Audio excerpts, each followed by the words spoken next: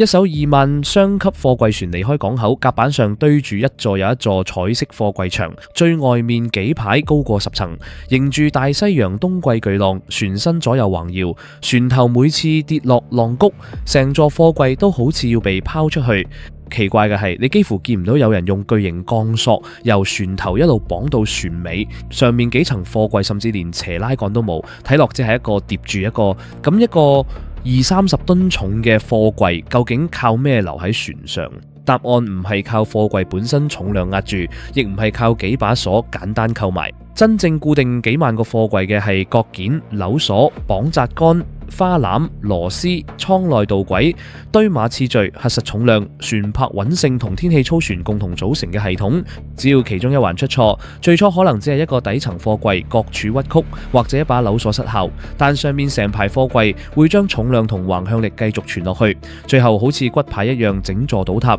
所以問題唔係貨櫃點解永遠唔會跌落海，現實係每年仍然有貨櫃喺風浪中遺失。真正值得問嘅係，面對幾百萬次船體搖動，點解絕大部分貨櫃可以安全跨過大洋？而當一座貨櫃開始倒塌，工程師又點樣由一堆扭曲鋼箱反推出最先失手嘅位置？今日我哋就由一個標準貨櫃最細小嘅角落開始，沿住受力一路落到扭鎖、綁紮、桿、艙蓋同船體，再將成艘船放入巨浪入面，睇清楚一座海上貨櫃大樓究竟點樣企得住。首先要打破一個最常見誤解，貨櫃唔係靠四面薄鋼板承受上面幾百噸重量。一個普通海運貨櫃嘅側板同頂板，主要負責圍封同承受部分分布載荷，真正將堆碼壓力由上傳落下嘅係4條角柱同上下8個角件。角件係焊接喺貨櫃8個角落嘅厚鋼鑄件，上面有標準形狀開孔。吊機、吊具、碼頭堆高設備、卡車底架同船上固定裝置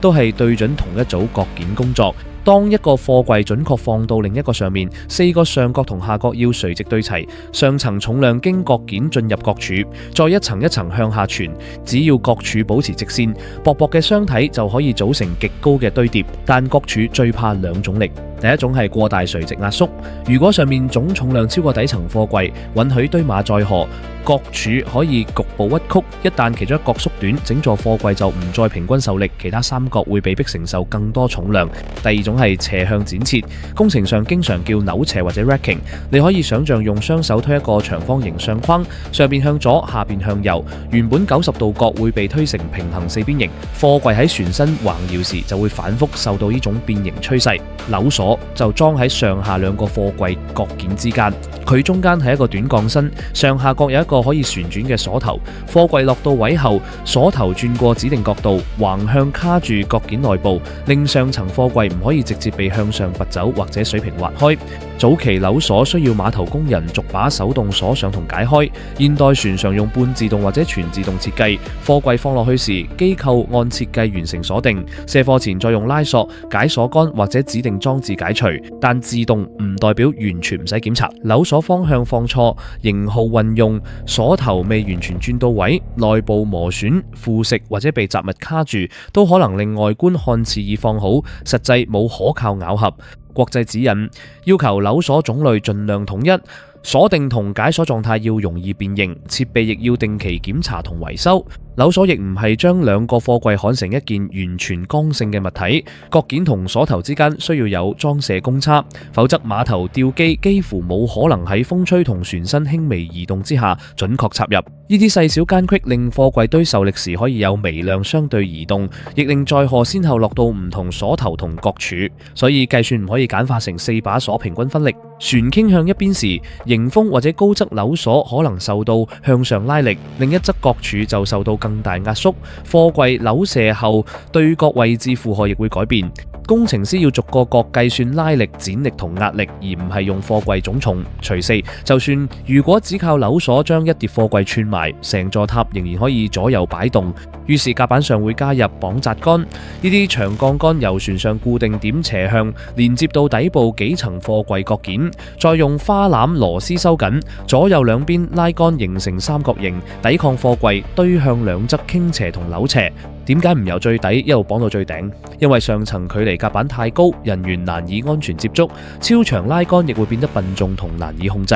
更重要係受力設計本身會將每層貨櫃、樓鎖同下方綁紮系統視為一個整體，通常集中加強底部幾層，再由層間樓鎖將上面貨櫃連成一座堆。大型貨櫃船會設置綁紮橋，佢係橫跨甲板介乎幾層貨櫃高度嘅鋼結構，將綁紮固定點抬高，拉桿由綁紮橋伸去較高層各件，角度更有效，亦減少拉桿長度。呢個畫面先係貨櫃船真正嘅外骨骼，下面係艙蓋同甲板固定座，中間係樓鎖連接每一層，兩側斜桿拉住底部。綁紮橋再將支點抬高，但貨櫃船並唔係所有箱都堆喺露天甲板，甲板以下係一個巨大貨艙，艙內兩側設有垂直貨櫃導軌，好似由船底一路伸上嚟嘅鋼製格仔。吊機將貨櫃沿導軌放落指定格位，導軌限制佢水平移動，貨櫃就可以一個接一個準確堆落去。艙內導軌固定得更直接，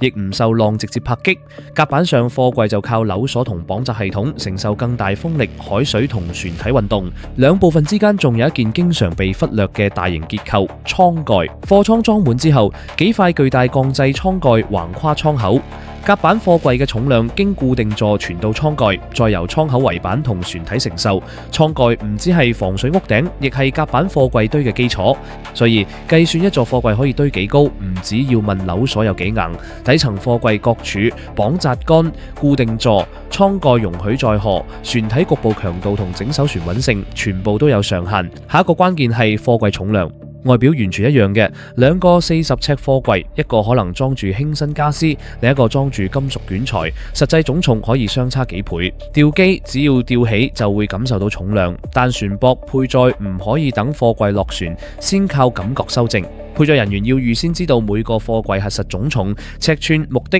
港、危險品類別同特殊要求，再決定放喺邊一個 bay、row 同 fire， 亦即縱向位置、橫向位置同高度。但知道整箱有幾重仍然未足夠。貨物喺箱內點樣擺放同固定，決定重心位置同內部載荷點。如果一卷重型鋼材只係放喺木板上，冇用合適支繩、絲帶同綁紮固定，船一橫搖，鋼卷可以喺箱內滾動。外面樓鎖仍然完好，箱內貨物已經用巨大衝擊撞向側壁，令貨櫃重心突然移動，甚至撞穿箱體。所以安全鏈由裝箱工場已經開始，貨物重量要分佈到貨櫃底架可承受位置，重心唔可以過度偏向一端或者一側，空隙要填塞，獨立重件要固定。海上固定住嘅係貨櫃外殼，如果貨物喺外殼入面自由移動，等於將一個睇唔見嘅擺錘帶上船。危險品仲要考慮相容性同隔離距離，冷藏箱就要放到有電力接駁同監察嘅位置。配載唔係玩俄羅斯方塊，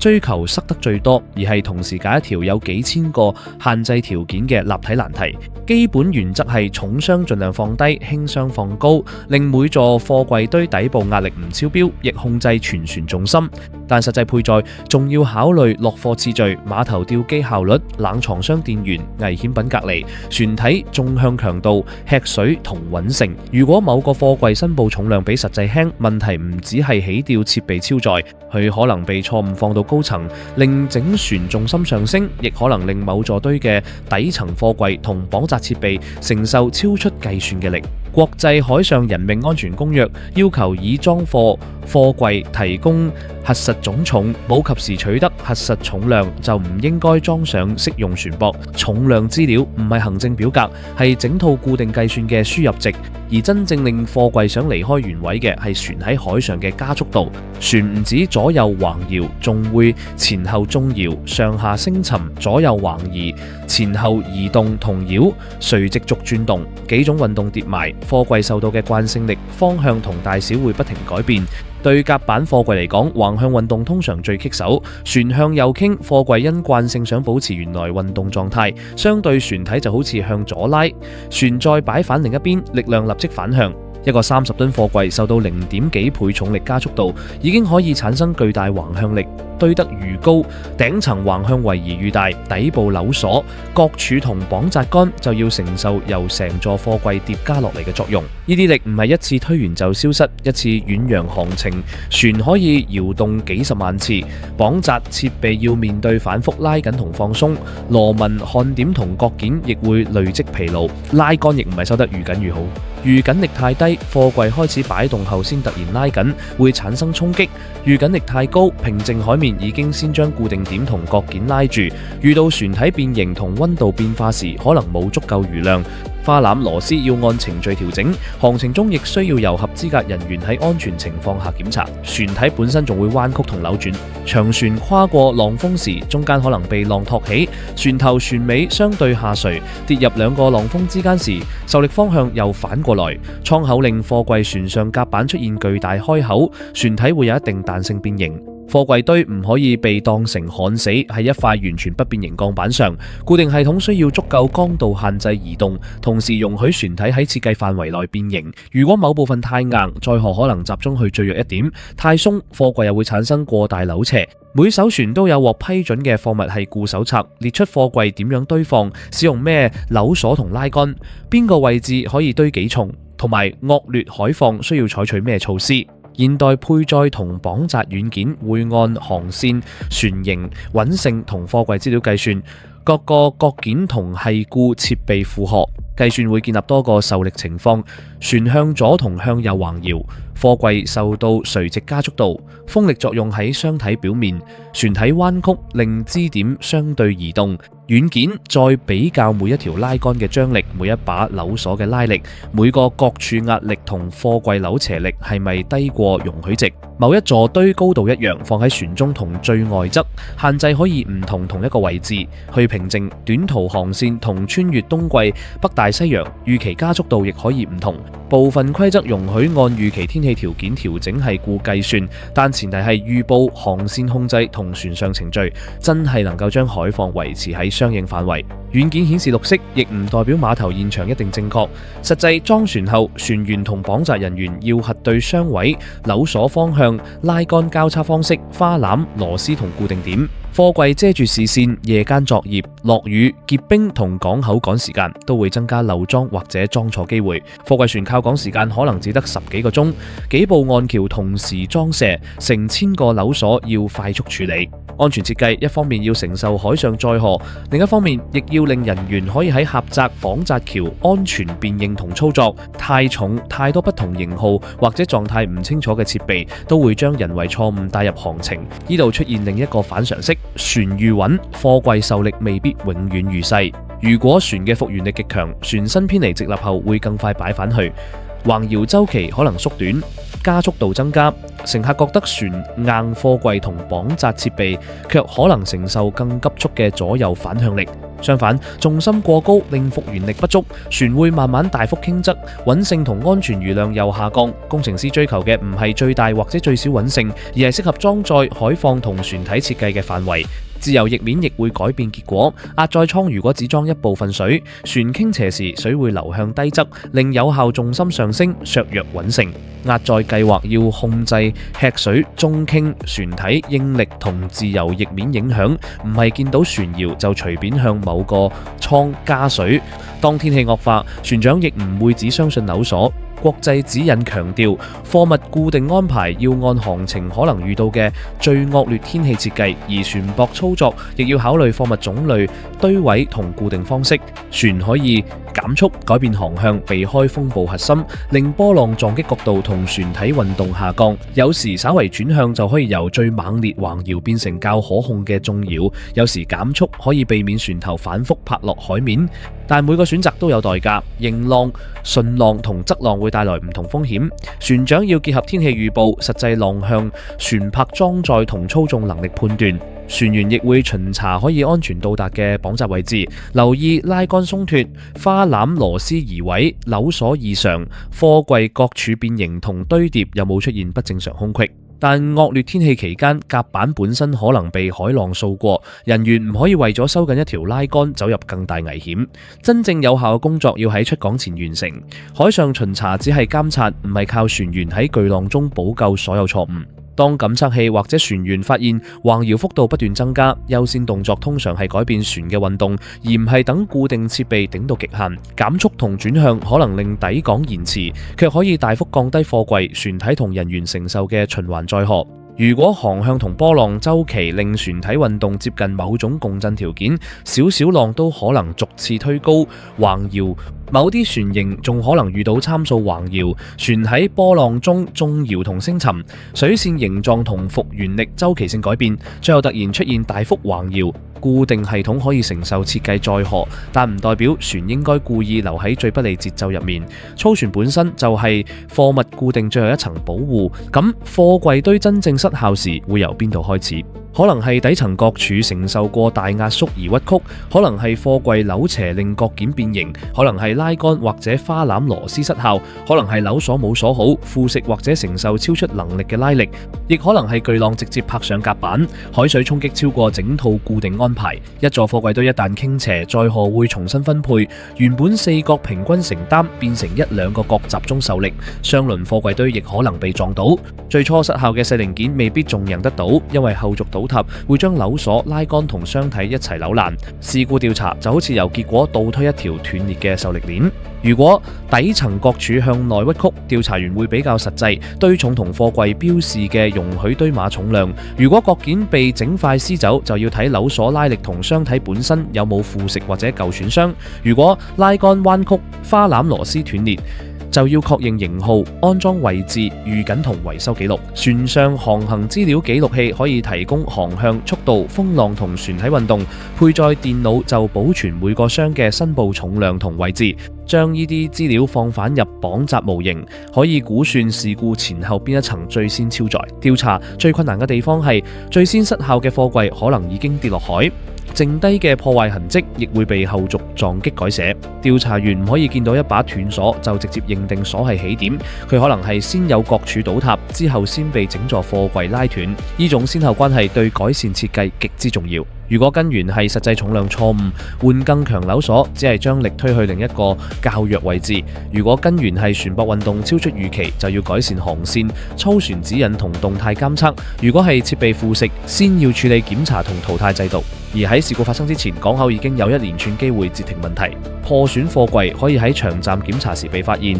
核實重量可以阻止資料明顯失真，配載軟件可以拒絕超出堆碼或者綁紮限制嘅方案。岸橋操作員放箱時亦可以發現角件對唔準，箱體變形或者扭鎖無法正常落位。最後一輪係出港前係顧檢查，船員唔可能拆開每把鎖，但可以按區域確認應有拉桿、花籃、螺絲、橋上固定點同可見鎖定狀態，並記錄異常。真正可靠嘅系統唔係假設前一個人永遠唔會犯錯，而係安排下一層有機會將錯誤捉出嚟。移民盟7年，貨櫃船 Annabella 喺波羅的海遇到惡劣海況後，船員發現貨艙內一座7層貨櫃堆倒塌。英國海事事故調查指出，底層貨櫃受到向下壓縮同扭斜力，堆碼總重超過相關貨櫃容許值，而且冇按要求使用綁紮桿。呢種事故特別有意思，因為倒塌發生喺貨艙內，唔係一個貨櫃被浪直接沖走。真正問題係